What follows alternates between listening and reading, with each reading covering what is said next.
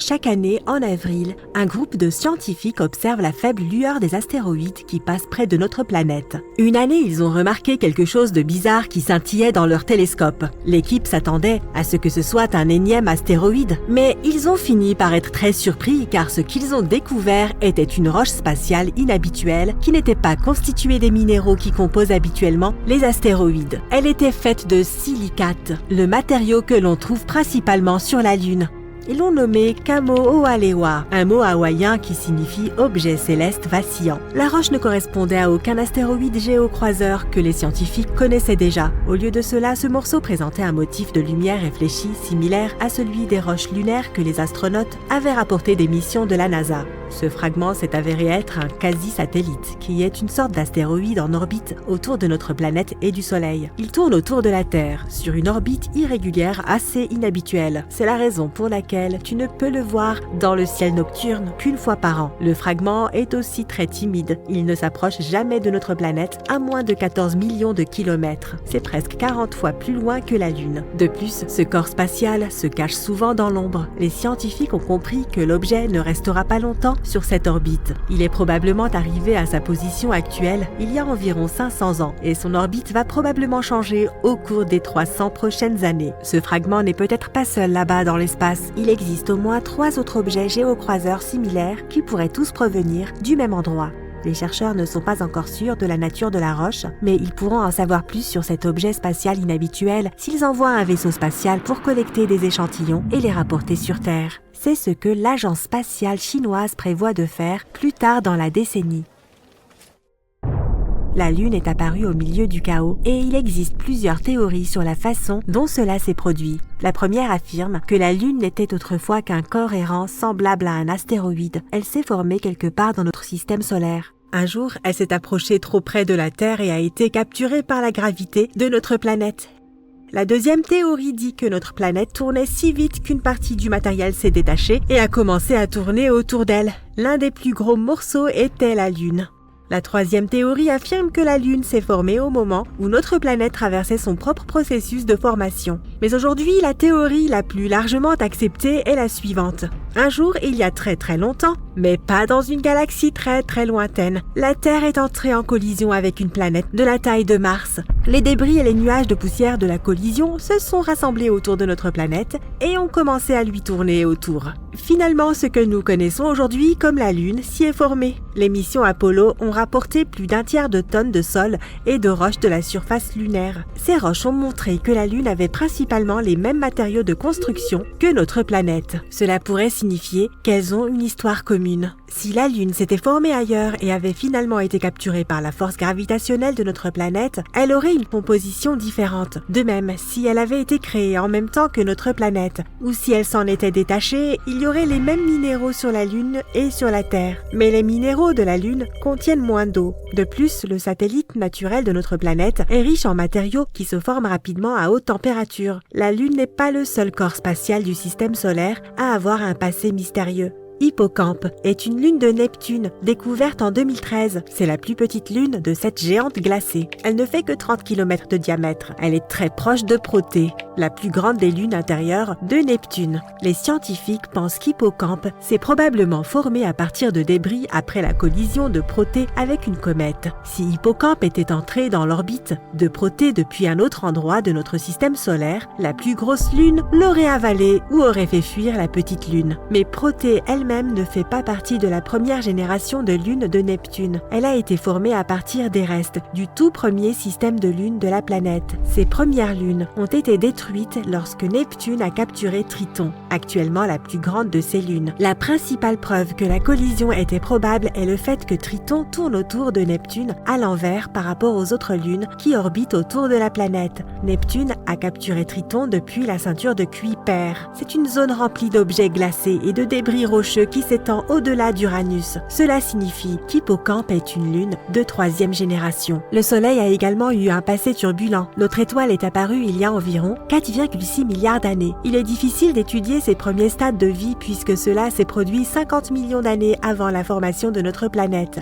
Mais récemment, une équipe de chercheurs a découvert des cristaux vieux de plus de 4,5 milliards d'années, cachés profondément dans des météorites. Ils ont révélé certaines choses sur le passé de notre Soleil. Avant la formation des planètes, notre système solaire était composé de l'étoile centrale et d'un disque massif de poussière et de gaz chaud qui tournait autour d'elle. En se refroidissant, la poussière et les gaz se sont transformés en minéraux, dont les cristaux que l'on trouve dans les météorites qui ont atterri sur notre planète. Ces matériaux anciens ont été irradiés, contrairement à certaines substances plus jeunes. Les chercheurs pensent que quelque chose a pu arriver au Soleil après la formation de ces cristaux. Peut-être que l'activité de notre étoile était alors moins intense, ou peut-être que, pour une raison inconnue, ces matériaux plus jeunes n'ont pas pu voyager jusqu'aux zones où l'irradiation était possible. Les planètes naines nous donnent un aperçu des plus anciennes années du système solaire. Il y a environ 4 milliards d'années, les forces gravitationnelles de Jupiter, Saturne et Neptune se sont unies. Elles ont projeté des astéroïdes et des comètes à toute vitesse dans le système solaire, les faisant entrer en collision avec différentes planètes. Toutes les planètes naines de la ceinture de Kuiper,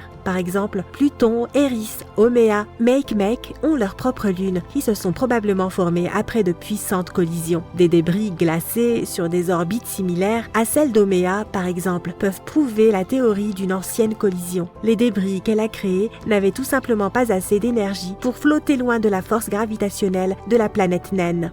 Cérès, une autre planète naine, a des argiles riches en ammoniac à sa surface. L'ammoniac n'est pas stable aux températures qui règnent sur Cérès, mais il y a beaucoup de cette substance dans le système solaire externe. Cela signifie que Cérès s'est probablement formé dans ses parties extérieures et a été projeté vers l'intérieur. Après tout, les géantes gazeuses migraient beaucoup lors des premiers stades du système solaire. Ou bien la planète naine pourrait s'être formée dans une ceinture d'astéroïdes, et l'ammoniac est apparu d'une manière ou d'une autre, mettons après un puissant impact sur la planète naine. Cérès pourrait aider les scientifiques à mieux comprendre les lunes glacées. Le fond des océans sur Terre a une forte concentration de minéraux carbonates et certaines parties de Cérès en ont aussi. Cela signifie que cette planète naine est comme une sorte de monde océanique fossilisé. De nombreuses exoplanètes, un terme utilisé pour les planètes situées en dehors du système solaire, ont également subi des collisions assez intenses à leur début. Ce système à double étoile se trouve à plus de 300 années-lumière de nous, et ces étoiles ont au moins 1 milliard d'années. Même s'il n'est pas jeune, ce système montre encore quelques signes de nuages tourbillonnants de débris poussiéreux qui n'ont pas encore refroidi, ce qui n'est pas quelque chose que l'on attendait d'un système stellaire de cet âge. Ces débris sont encore chauds, ce qui signifie qu'il pourrait y avoir eu une forte collision de 2 planètes ou d'autres corps spatiaux de taille similaire dans cette région, et ce relativement récemment. Les particules de poussière tournent autour d'une jeune étoile. Elles se collent les unes aux autres et grossissent avec le temps, et c'est ainsi que les planètes se forment. Les restes de poussière se dépose souvent dans des régions lointaines et froides. Un exemple dans notre système solaire est la ceinture de Kuiper. Elle est située très loin, au-delà de Neptune. À mesure que les systèmes solaires évoluent, ces particules continuent d'entrer en collision jusqu'à ce qu'elles soient si petites qu'elles finissent par être attirées par les étoiles voisines ou expulsées du système. Uranus tourne de façon penchée si on la compare au reste des planètes de notre système solaire, et la seule explication que nous en ayons est une puissante collision dans le passé, quelque chose de bien plus gros qu'une comète ordinaire ou qu'un autre corps spatial de taille similaire a probablement heurté Uranus et a incliné l'orbite de la planète. C'était probablement une planète de 2 fois la taille de la Terre. Il pourrait s'agir d'une protoplanète, c'est-à-dire un corps spatial composé principalement de glace et de roches qui tourne autour d'une étoile et qui est susceptible de se transformer en planète à un moment donné dans le futur. Quoi qu'il en soit, les retombées de l'impact ont étouffé le noyau d'Uranus. Cela a empêché la chaleur à l'intérieur de la planète de s'échapper. Cela pourrait expliquer pourquoi Uranus a des températures extrêmement froides à sa surface. Alors n'oublie pas ton manteau. Tu cours dans un vaste champ la nuit, comme si quelque chose te poursuivait. La lumière de la pleine lune éclaire ton chemin, et tu vois un cercle de lumière autour d'elle. Tu continues à courir à la recherche d'un abri sûr. Tu n'as pas peur des loups-garous qui ont la réputation d'apparaître lorsque la lune est pleine, mais cet endroit sera prochainement l'épicentre d'une grosse tempête. Ce cercle autour de la lune s'appelle un halo, et ce sont des cristaux de glace qui provoquent ce phénomène dans le ciel. Quand la Lune est pleine, elle reflète beaucoup de rayons du Soleil. Ces rayons se dirigent ensuite vers la surface de la Terre, mais ils courbent leur trajectoire et se divisent lorsqu'ils traversent des cristaux de glace hexagonaux. Il en résulte un halo de différentes couleurs, presque comme un arc-en-ciel. Le bord intérieur du halo est rouge et le bord extérieur est bleu. C'est magnifique, mais la présence de glace dans les nuages signifie que cette glace va bientôt se transformer en eau et commencer à tomber sur le sol. Et cette pluie sera si forte que tu ferais mieux d'être préparé et de trouver un abri. Si le temps est assez chaud et que les nuages sont plus proches du sol, tu pourrais voir un phénomène similaire, une couronne. Elle est beaucoup plus petite qu'un halo, mais beaucoup plus colorée. Le disque blanc bleuté à l'intérieur devient rouge brunâtre à l'extérieur. Contrairement au halo, la couronne est constituée de gouttelettes d'eau. Plus ces gouttes sont petites, plus la couronne sera grande. Si les gouttelettes d'eau sont grosses, la couronne ressemblera à un point lumineux de la taille de la Lune elle-même. La couronne et le halo peuvent également se produire pendant la journée, lorsque le soleil brille. Mais assure-toi de porter des lunettes de soleil avant de jeter un simple coup d'œil, car la couronne est très lumineuse et très mauvaise pour tes yeux. Dès que tu trouves un abri, il se met à pleuvoir bien fort. Waouh, c'est quoi ça? On te prend en photo? Non, le flash que tu viens de voir est un éclair. Bam! Le tonnerre est si fort que les fenêtres de la maison se mettent à trembler. Voici un conseil pour savoir à quelle distance tu te trouves de l'épicentre d'un orage. Lorsque tu vois un éclair, commence à compter. Quand tu entends le tonnerre, arrête de compter. Maintenant, tu dois diviser ce nombre par 5. Si tu peux compter jusqu'à 5, cela signifie que l'épicentre de l'orage est à environ 1 mile, soit 1,6 km. Si tu n'as pas trouvé d'abri avant le début de l'orage et que celui-ci te surprend en pleine nature, quitte immédiatement les hauteurs. Toute montagne ou colline est une zone à haut risque. Ne pense même pas à te cacher sous un arbre. Les objets hauts sont la première cible de la foudre. Les poteaux électriques sont également à risque. Si un orage te surprend alors que tu es à vélo, descends immédiatement et pars en courant. Même chose si tu es à bord d'une décapotable, d'une voiturette de golf ou d'une moto. Si un orage se déclenche alors que tu te trouves en plein champ, l'objet le plus grand ici, c'est toi. Baisse-toi et essaie de te couvrir d'une manière ou d'une autre. Si tu n'es pas seul, essayez de garder vos distances les uns par rapport aux autres. Ouf! Maintenant, admirons ce magnifique lever de soleil. On dirait que quelqu'un a renversé de la peinture rouge sur le ciel. Cette belle vue signifie qu'il va bientôt commencer à pleuvoir.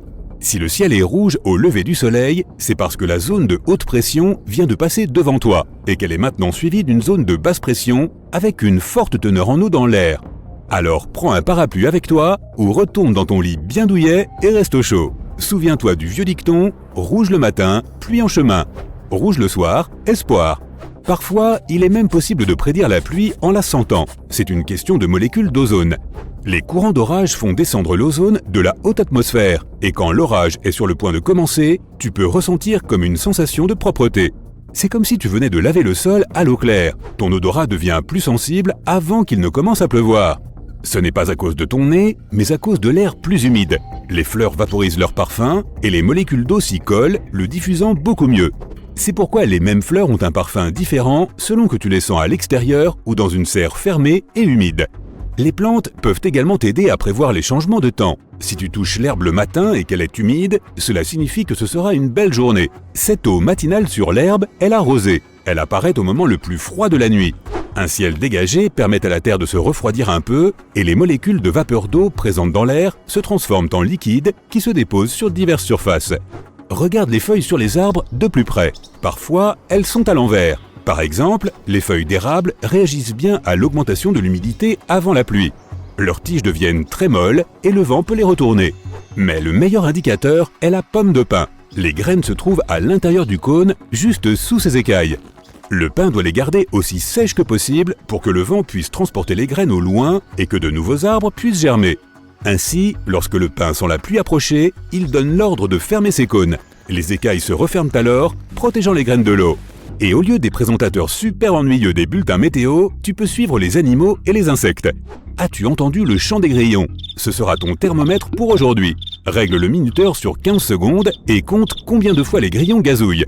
Ajoute 37 à ce nombre et tu obtiens la valeur de la température extérieure en degrés Fahrenheit. Pour la passer en Celsius, sors la calculette et retire 32 au degré Fahrenheit. Multiplie ce chiffre par 5. Divise ensuite par 9 et tu as ta réponse en degrés Celsius. La température de l'air affecte directement le métabolisme du grillon. Il peut gazouiller plus ou moins vite selon qu'il fait plus ou moins chaud. Alors débarrasse-toi de ton thermomètre et trouve-toi un petit pote. Maintenant, si tu n'aimes pas les insectes, regarde vers le ciel pour voir les oiseaux. S'ils volent haut, c'est que la journée est claire et ensoleillée. Mais avant qu'il pleuve, la pression atmosphérique empêche les oiseaux de voler haut. Tu pourras peut-être les voir voler en nuées qui font du raz-motte, probablement à la recherche d'un abri. Donc, même si le ciel est dégagé, la pression atmosphérique t'indique que la pluie est sur le point d'arriver. Si tu vis près d'une rivière ou d'un lac, tu peux entendre les crapauds chanter, bien que tu ne puisses pas tout à fait comprendre ce qu'ils disent puisque c'est en langage crapaud. Ils sont particulièrement bruyants avant les fortes pluies. Les crapauds aiment généralement le temps humide, alors ils deviennent tout excités. La pluie est aussi le meilleur moment pour que les femelles pondent des œufs. C'est alors qu'elles crient à tue-tête à la recherche d'un beau parti.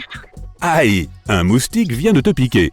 Si les moustiques sont particulièrement agressifs, tu ferais mieux de trouver rapidement un abri.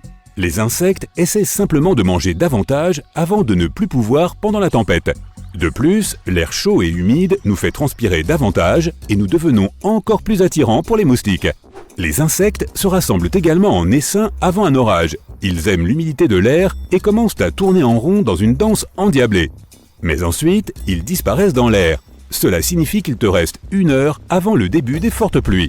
Pour prédire le temps qu'il fera le lendemain, tu dois observer les abeilles. S'il va pleuvoir le jour suivant, les abeilles feront des heures supplémentaires. Elles pollinisent activement les fleurs car elles savent qu'elles ne pourront pas quitter la ruche le lendemain à cause de la pluie. Les écureuils peuvent prédire le temps qu'il fera pendant toute la saison. Ils font généralement des réserves de nourriture pour les périodes froides. Et s'ils commencent à le faire tôt, l'hiver sera rude. Tu peux voir les écureuils courir partout à la recherche de glands. Ils les cachent dans le sol et courent pour trouver le prochain.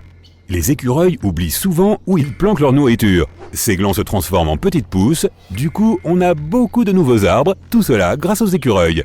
Les animaux peuvent également prédire des catastrophes comme les tremblements de terre. Des scientifiques ont réalisé une étude dans une région d'Europe où les tremblements de terre sont fréquents. Ils ont placé des traceurs sur des vaches, des chiens et des moutons. Environ 18 000 tremblements de terre s'y sont produits pendant cette période. La plupart d'entre eux étaient insignifiants, mais il y en a eu 12 d'une magnitude de 4 sur l'échelle de Richter. Et avant chaque tremblement de terre, les chercheurs ont enregistré un comportement étrange des animaux. C'était comme s'ils essayaient de s'échapper de la zone du tremblement de terre. Les scientifiques pensent que les animaux peuvent sentir l'ionisation de l'air avant une catastrophe, grâce à leur fourrure. Leur odorat leur permet également de sentir le gaz. Celui-ci provient du fait qu'ils se déplacent dans les profondeurs du sous-sol et qu'ils tentent ensuite de trouver la sortie par de petites fissures à la surface. Les premières traces de ce comportement animal remontent à la Grèce antique. Des chats, des rats, des serpents et des mille-pattes ont quitté leur maison et se sont réfugiés en lieu sûr quelques jours avant qu'un important tremblement de terre ne frappe la Grèce. Certains poissons peuvent prédire le temps qu'il fera dans la zone. Si les requins traînent près du rivage, ils ne sont pas forcément à la recherche de nourriture. Ils se cachent peut-être d'une grosse tempête en mer.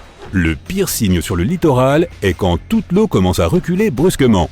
Tu peux voir tout le littoral et même les poissons et le corail qui restent sur la terre.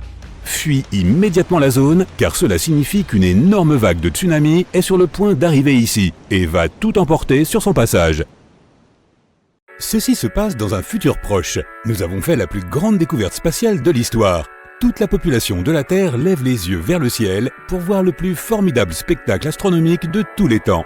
Est-ce que c'est réel? Qu'est-ce que cela signifie? Depuis des lustres, des scientifiques étudient des galaxies, des planètes et des trous noirs qui se trouvent à des millions d'années-lumière de nous. Mais pendant tout ce temps, quelque chose de fantastique se trouvait au-dessus de nos têtes sans que nous le remarquions. Sur la Lune. D'ici quelques années, les humains auront recommencé à se rendre sur la Lune pour finalement y installer une base permanente. Un jour, en creusant le paysage lunaire, une foreuse percute quelque chose de dur comme une plaque de métal. Et il s'avère que ce métal contient du polycarbonate, de l'aluminium, de l'or et de l'argent. C'est très similaire à quelque chose que nous possédons déjà sur Terre. En gros, c'est la matière dont sont faits les CD. Les spécialistes commencent à faire des fouilles. Qui sait ce qu'il y a d'autre là-dessous? La Lune pourrait devenir notre plus grande ressource. Au bout de quelques mois, les ouvriers de ce chantier lunaire découvrent des dizaines et des dizaines de mètres de cette surface brillante. Au début, tout cela demeure sous le sceau du secret, mais 1 an plus tard, on ne peut plus se taire. Les équipes chargées de l'excavation ont dégagé une énorme plaque brillante rectangulaire de la taille de 10 terrains de football. Et cette plaque n'est pas seule, il y en a littéralement des millions. Après un peu plus de recherche, les scientifiques découvrent que toute la surface de la Lune est recouverte de ce matériau étrange. Les gens regardent maintenant chaque nuit cette lune extraordinaire dans le ciel étoilé. Elle brille un peu plus qu'avant. Il suffit du télescope le plus ordinaire pour voir que les choses sont sur le point de devenir franchement étranges. Les travaux d'excavation ne sont pas terminés, mais les scientifiques ont conclu que la Lune était une énorme boule disco. Qui l'a créée? Pourquoi? Et qu'est-ce que cela signifie pour nous, les humains? Personne n'a de réponse. Bientôt, nous parvenons à dégager plus de la moitié de la surface. À certains endroits, les plaques sont trop profondes pour être atteintes. Elles sont coincées sous les montagnes. À d'autres endroits, elles se trouvent directement sous la surface. Mais même avec cette découverte folle, les propriétés de la Lune restent inchangées, sauf qu'elle est beaucoup plus lumineuse. Les tentatives pour creuser plus profondément afin de percer les plaques ne donnent rien. La couche de polycarbonate et d'alliage métallique est trop épaisse et semble s'enfoncer trop profondément jusqu'au cœur de la Lune. Certains scientifiques suggèrent que si la surface de la Lune ressemble à un CD, cela pourrait signifier qu'il y a des informations enregistrées dessus. Cela changerait le cours de l'histoire. Ils décident de construire un lecteur laser pour voir si la Lune est vraiment un énorme CD. Pendant ce temps, le forage continue. Sur la face cachée de la Lune, les chercheurs trouvent un petit cratère. Étonnamment, il n'y a pas de matière brillante à l'intérieur. Ce trou parfaitement rond ressemble à un lac asséché. Au début, tout le monde suppose qu'il y avait une plaque à cet endroit et qu'elle a simplement dû s'envoler. Mais alors, pourquoi ce cratère est-il si parfaitement rond? Après une enquête un peu plus poussée, les chercheurs trouvent quelque chose qui ressemble à du plastique. Qu'est-ce qui se passe? Puis soudain, les fouilles s'arrêtent. L'énorme foreuse se fracasse contre un alliage épais de plastique extrêmement résistant. Un disque en plastique parfaitement rond se cache à l'intérieur du cratère et il semble être unique. Il devient évident que cette énorme boule disco a été créée par quelque chose, il y a des milliards d'années. Depuis, elle a été recouverte par la poussière cosmique. Les spécialistes en informatique scannent toute la surface lunaire à l'aide de satellites. Ils trouvent quelque chose. Il semble qu'un système électronique complexe soit caché sous le disque. En prenant un peu de recul, on s'aperçoit que le cratère ressemble beaucoup à un bouton. Et il est temps d'appuyer sur l'interrupteur de la Lune. Pour comprendre ce qui se passe là-dessous, les scientifiques essaient encore et encore de traverser la couche de plastique. Pendant qu'ils font ça, il y a un accident. Une foreuse automatique explose en raison d'une pression folle. L'explosion est si forte qu'elle active le bouton. Toute l'humanité se fiche de peur. Un grand silence s'installe. Un vrai silence. Et puis, cela arrive. La Lune commence à tourner très lentement sur son axe. Et heure après heure, elle se met à tourner de plus en plus vite.